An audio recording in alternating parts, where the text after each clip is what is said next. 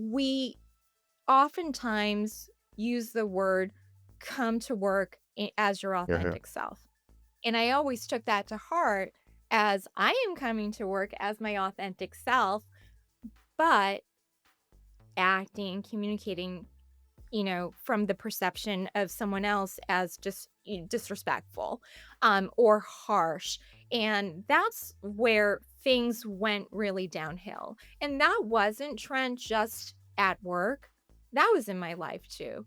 And I had to face the facts that a lot of the low points in my life were due to poor communication.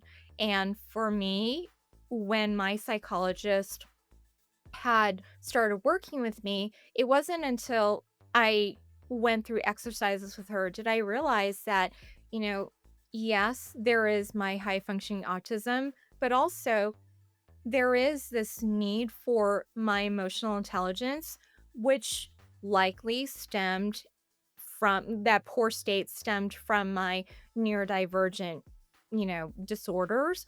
But it was no excuse for me to come and show up as my authentic self and be disrespectful. And so that was something where the partner was so kind to tell me. It was the way that he told me, it was the way that he, kind of brought me in and said, "Hey, you do great work, and I know you have good intentions, but the way that I hear you talking, the feedback that I'm getting from your team is not great, and it's hurting people, and I know that's not your intention." So, it was his great communication style that really helped me along in this journey. There's been many communications before, but that one really struck home because it was addressing something of it's not your intention, it's something that we need to work on because I know your intentions are good. And that was so good to hear.